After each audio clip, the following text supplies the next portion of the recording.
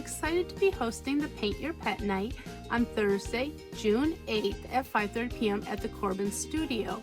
When you sign up, please send in a photo of your favorite animal or pet, and I will print it out so you'll have it as a reference. Also, if you'd like, I can create an outline from that photo so that you can focus on adding colors, details, or a background.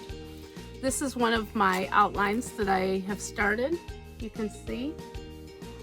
I've been working on lots of examples to give you some ideas, but really it's limitless on what we can do. So you can see back here, some of them have ribbons and jewels to just add a little three-dimension, and you can add backgrounds or leave them more plain. It's all up to you.